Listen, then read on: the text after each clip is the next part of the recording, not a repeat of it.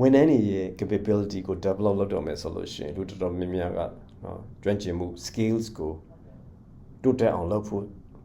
စပြီးတော့လုပ်တတ်ကြတယ်နော် technical courses တွေ communication workshop တွေ leadership seminar တွေကျွန်တော်တို့လုပ်ကြတယ်ဒါပေမဲ့ကျွန်တော်တို့နားလည်ဖို့က capability ဆိုတာကနော်ကျွမ်းကျင်မှုဆိုတဲ့ skill ချက်အများကြီးကျေပြန့်တာဖြစ်တယ်ဆိုတော့ capability လို့ပြောလိုက်လို့ရှိရင်သူကဘာတွေနဲ့ဖွဲ့စည်းထားတာလဲဆိုတော့ who you are ကိုကဘယ်လိုလူမျိုးလဲ what you can do နော်ကိုဘာတွေကိုလုပ်တတ်တယ်လဲ how you relate ကိုကအခြားလူတွေနဲ့ဘယ်လိုပြောဆိုဆက်ဆံတတ်တယ်လဲ how you think about the business ကိုရဲ့စီးပွားရေးလုပ်ငန်းနဲ့ပတ်သက်ပြီးတော့ကိုဘယ်လိုတွေးတောကြံစည်တတ်တယ်လဲ and how you respond to change အပြောင်းလဲတွေကိုရင်ဆိုင်ရတဲ့အခါမှာကိုဘယ်လိုတုံ့ပြန်တတ်တယ်လဲဒီအရာလေးတွေနဲ့ကျွန်တော်တို့ကဖွဲ့စည်းထားတာဖြစ်တယ် capability လို့ပြောလိုက်လို့ရှိရင်ဒီအရာတွေအကုန်လုံးအကျုံးဝင်တာဖြစ်တယ်ဆိုတော့ဒီ employee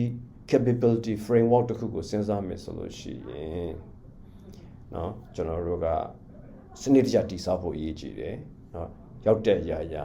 လုပ်ချင်တဲ့နေရာကနေစားလို့မသင့်တော်ဘူးဆိုတာကိုကျွန်တော်တို့နားလည်လို့ဖြစ်တယ်ဆိုတော့အဲ့ဒီ employee capability framework တခုကိုကျွန်တော်တည်ဆောက်ဖို့ဆိုတဲ့နေရာမှာเนาะဝန်ထမ်းတယောက်သူစပြီးတော့ individual contributor ဘဝကနေပြီးတော့ senior level ကိုရောက်ရှိသွားတဲ့အထိเนาะဒီ level တစ်ခုချင်းစီမှာအရေးကြီးမယ်เนาะလိုအပ်မဲ့ capability area 5ခုလောက်နဲ့ကျွန်တော်တို့ကဖွဲ့စည်းတည်ဆောက်ထားလို့ရတယ်အဲ့ဒီ level တစ်ခုချင်းစီကလည်းပြောရမယ်ဆိုလို့ရှိရင်သူ့ရှိက level အပေါ်မှာကျွန်တော်တို့ကအခြေခံပြီးတော့တည်ဆောက်သွားရတာဖြစ်တယ်เนาะဆိုတော့ growth ဆိုတဲ့ကြီးထွားမှုတိုးတက်မှုဆိုတာကသူကခုန်တက်သွားတဲ့သဘောလေးတွေမဟုတ်ဘူးသူက progression လို့ခေါ်တယ်တစ်ခုပြီးတစ်ခုတလေယာချင်းကျွန်တော်တို့တိဆောက်သွားရတာဖြစ်တယ်ဆိုတော့ကိုယ့်ရဲ့ individual contributor ဘဝကနေပြီးတော့ first line manager နေရာမှာ middle manager အဲ့ဒီမှာနောက်ဆုံးကျွန်တော်တို့ senior leadership တွေလိုအပ်မဲ့ capability တွေကိုတဖြည်းဖြည်းချင်းကျွန်တော်တို့တိဆောက်သွားရမှာဖြစ်တယ်ဆိုတော့အဲ့ဒီတိဆောက်သွားတဲ့အခါမှာလည်းခုနပြောတဲ့လိုအပ်မဲ့ area ကြီး5ခုကိုအခြေခံပြီးတော့ကျွန်တော်တို့သတ်မှတ်သွားဖို့ဖြစ်တယ်ဆိုတော့အခုပြောခဲ့တဲ့အရာကိုအခြေခံပြီးတော့ကျွန်တော်တို့အယိုးရှင်းဆုံး simple equation လေးတစ်ခုကိုကျွန်တော်ဆွဲထုတ်ကြည့်လို့ရတယ်ဆိုတော့ capability ညီမျှခြင်းပေါ့နော် self about skills about people about business about adaptability ဆိုပြီးတော့ကျွန်တော်တို့လွယ်ကူရိုးရှင်းနားလည်သဘောပေါက်အောင်ကျွန်တော်တို့ညီမျှခြင်းတစ်ခုကိုထုတ်လိုက်လို့ရတယ်ဆိုတော့ဒီအရာကိုကျွန်တော်တို့တေချာနားလည်ဖို့အတွက်ကျွန်တော်တို့တစ်ခုချင်းစီကိုကျွန်တော်တို့စဉ်းစားကြည့်မယ်ဆိုရင်ပထမဆုံးတစ်ခုက character ဆိုတာကတော့ self management ကိုဆိုလို့ကျွန်တော်ဖြစ်တယ်เนาะလူတစ်ယောက်ကအခြားသူတွေကိုဥဆောင်ခြင်းမပြုခင်မှာကိုအရင်ဆုံးဥဆောင်နိုင်ဖို့အရင်ရည်ကြည်တာဖြစ်တယ်စီကံရှိဖို့လိုတယ်เนาะ emotional regulation ကိုယ့်ရဲ့စိတ်ခံစားမှုတွေကိုထိန်းနိုင်ဖို့လိုတယ်เนาะတမတ်ကြဖို့လိုတယ် integrity ရှိဖို့လိုတယ်တာဝန်ခံမှုเนาะ accountability တွေရှိဖို့လိုတယ်ဆိုတော့လူတစ်ယောက်ကသူ့ရဲ့ self management ကအားနည်းနေမယ်ဆိုလို့ရှိရင်เนาะ under pressure ပေါ့တကယ်ဖြည့်ဆည်းမှုတွေနဲ့ရင်ဆိုင်လာရတဲ့အခါမှာသူ့ရဲ့ဥဆောင်မှုကပြိုလဲသွားမှာဖြစ်တယ်ဒါကြောင့်မလို့ကျွန်တော်တို့ဒီ capability ကိုတိစောက်တဲ့နေရာမှာ character ကအခြေခံအုံမြစ်တစ်ခုဖြစ်တယ်ဆိုတာကိုကျွန်တော်နားလည်လို့ရတယ်ဆိုတော့ဒုတိယတစ်ခုကတော့ပါလဲဆိုတော့ competence ပေါ့နော်အလုံးနဲ့ပတ်သက်တဲ့ကျွမ်းကျင်မှုတွေပေါ့ work skills ပေါ့လုပ်ရည်ကိုင်ရည်တွေပေါ့ဆိုတော့ဒီအရာတွေကဘာကိုပြောချင်တာလဲဆိုတော့ကိုယ့်ရဲ့အလုပ်ကိုကောင်းမွန်စွာเนาะစွမ်းဆောင်နိုင်အောင်လိုအပ်တဲ့အရေးချင်းတွေဖြစ်တယ်ပြောရမယ်ဆိုရင် technical skills တွေကျွမ်းကျင်မှုတွေဖြစ်တယ်ပြဿနာတွေကိုဖြေရှင်းနိုင်တာဖြစ်တယ်เนาะအရေးသွေးတွေကိုเนาะထိန်းပေးနိုင်တာဖြစ်တယ်ဆိုတော့ကိုယ့်ရဲ့เนาะ early level မှာเนาะကိုယ့်ရဲ့အတမွေးဝမ်းကြောင်းအစမှာ competence ဆိုတဲ့အရာတစ်ခုကလုံနိုင်တယ်လုံတတ်တယ်ဆိုတဲ့အရာပေါ်မှာအများကြီးအခြေခံတာဖြစ်တယ်ဒါပေမဲ့တဖြည်းဖြည်းနဲ့ကိုယ့်ရဲ့အတမွေးဝမ်းကြောင်းတိုးတက်မှုလေးတွေတစ်ဆင့်ပြီးတစ်ဆင့်ရှိလာတဲ့အခါမှာ ပို့ပြီးအဆင့်မြင့်တဲ့အဆင့်ကိုရောက်လာတဲ့အခါမှာ competence ဆိုတာကကိုကကြီးပဲလောက်တာမဟုတ်တော့အခြားသူတွေကိုပါလှုပ်တင်လှုပ်ထိုက်တဲ့အရာတွေလှုပ်ပြီးတော့လိုအပ်တဲ့ရလဒ်တွေကိုယူဆောင်ပေးလာနိုင်အောင်လုပ်နိုင်လာတာဖြစ်တယ်ဆိုတော့ဒါကကျွန်တော်တို့competence ရဲ့သဘောတဘာဝဖြစ်တယ်ဆိုတော့တတိယတစ်ခုကတော့ဘာလဲဆိုတော့ connection ပေါ့ people skills လို့လည်းကျွန်တော်တို့ခေါ်တယ်ဆိုတော့ organization တစ်ခုမှာတယောက်တည်းတူတည်းအထီးကျန်နေတဲ့เนาะတော်တဲ့လူတွေကနေပြီးတော့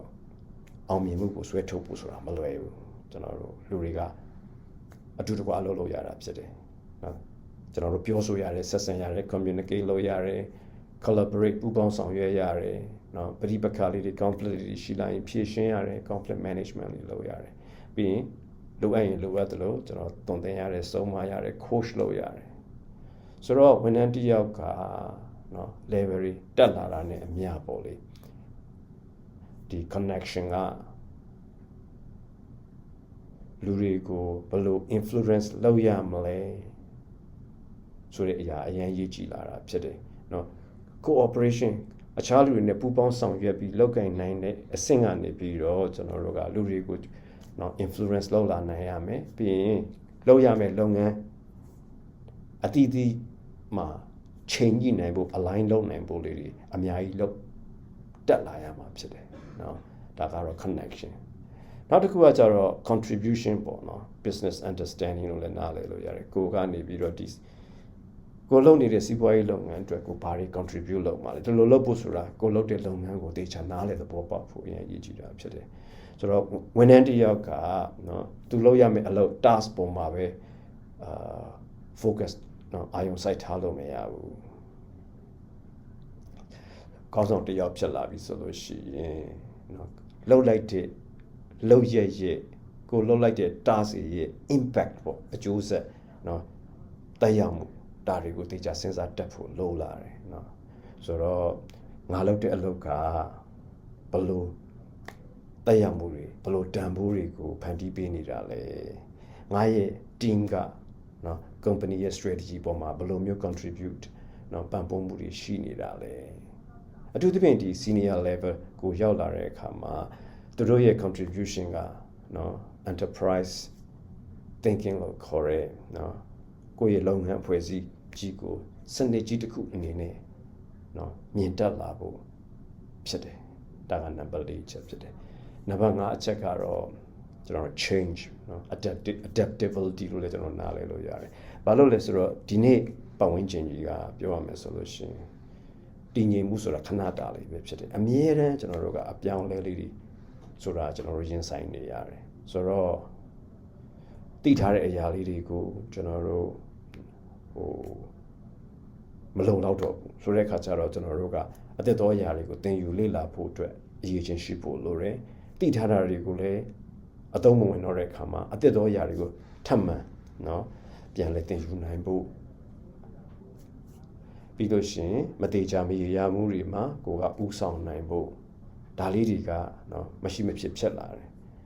မရှိရင်ရတယ်ဆိုတဲ့အရာမျိုးမဟုတ်တော့မရှိမဖြစ်အရေးကြီးလာတာဖြစ်တယ်ဆိုတော့ adaptability ကပြောရမယ်ဆိုလို့ရှိရင်ဝန်ထမ်း manager စီအကြားထဲမှာအနာဂတ်အတွက်တကယ်ကိုပဲဥဆောင်နိုင်မဲ့ခေါင်းဆောင်တယောက်ဖြစ်လာမယ်မဖြစ်လာဘူးဆိုတာကိုသူကသတ်မှတ်ပေးတဲ့သဘောလေးတွေအများကြီးရှိတယ်ဆိုတော့အခုပြောသွားတဲ့၅ချက်ကိုအခြေခံထားတဲ့ဒီ framework เนาะ framework ကြီးကဘာကြောင့်เนาะ powerful ပေါ့နော်ဖြစ်ရတာလဲဆိုတာကဒီ area 5ခုတက်ကြောင်မဟုတ်ဘူးเนาะဒီ area 5ခုကိုဒီ leadership levels တခြားမှာဘယ်လိုမျိုးတိုးတက်ပြောင်းလဲမှုလေးတွေရှိလာဖို့လုပ်ရမလဲဆိုတဲ့အရာကအရင်ရေးကြည့်တာဖြစ်တယ်ဆိုတော့ကိုက individual contributor ဘဝကနေပြီးတော့တဖြည်းဖြည်းနဲ့တဆင့်ပြီးတဆင့်တက်လာနိုင်ဖို့အရေးကြီးတယ်ဆိုတော့ individual contributor ဘဝမှာဆိုလို့ရှိရင်တော့ကိုယ့်ရဲ့ focus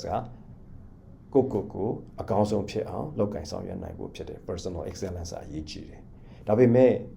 first line manager level ကိုရောက်လာတဲ့အခါမှာသူကစပြီးတော့ team တစ်ခုကိုဦးဆောင်လာရပြီเนาะဆိုတော့အရင်ကကိုတော်နေုံတက်တက်နဲ့မရတော့ဘူး ပြီးတော့ကျွန်တော်တို့ middle manager level ကိုရောက်လာပြီဆိုလို့ရှိရင်ကို team ကိုကူဆောင်ရုံနဲ့မလုံလောက်တော့ cross functional alignment လေးတွေเนาะကျွန်တော်တို့စပြီးတော့လောက်လာနိုင်ဖို့လိုတယ်အခြားသောအဖွဲ့တွေနဲ့လက်တွဲပြီးတော့เนาะချိန်ညှိပြီးတော့လှုပ်ဆောင်နိုင်ဖို့လိုတယ် senior leadership level တွေကိုရောက်လာပြီဆိုလို့ရှိရင်တော့ကိုလုပ်ငန်းအဖွဲ့အစည်းကို organization ရဲ့လမ်းကြောင်းလာရ direction เนาะဒါလေးတွေကိုစပြီးတော့တာဝန်ယူလာရမှာဖြစ်တယ်ပြီးရင် transformation လို့ခေါ်တဲ့ပြင်ပြောင်းလဲမှုတွေဒါတွေကိုကိုကတာဝန်ယူလာရမှာဖြစ်တယ်ဆိုတော့ဒီ level တစ်ခုချင်းစီကเนาะသူရှိက level ပေါ်မှာကျွန်တော်တို့က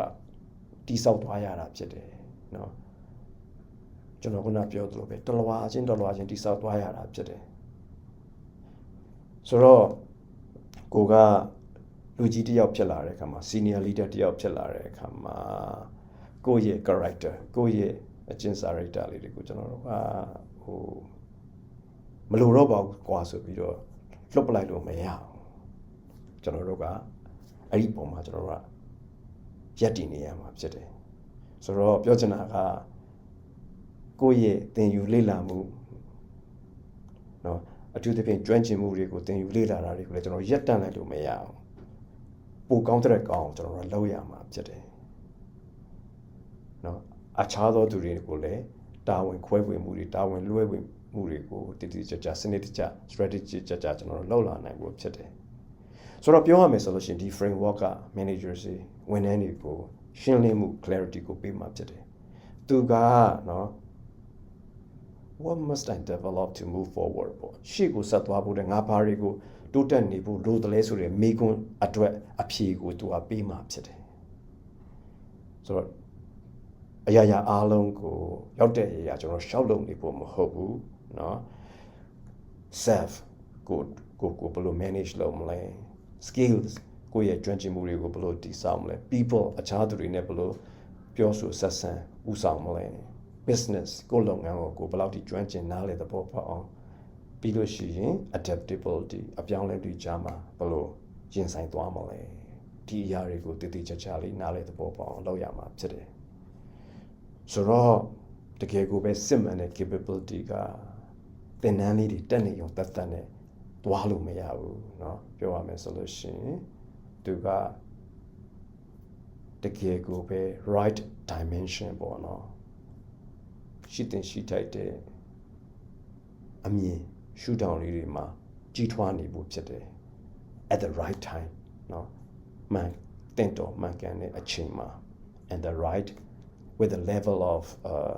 with the right level of responsibility ပေါ့နော်ဆိုတော့ capability လို့ပြောလိုက်လို့ရှိရင်တာဝန်ယူမှုတာဝန်ခံမှုမှန်ကန်စွာနဲ့ဖြစ်တဲ့အချိန်မှာ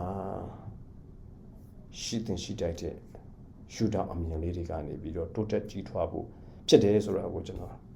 ပြချင်တာဖြစ်ပါတယ်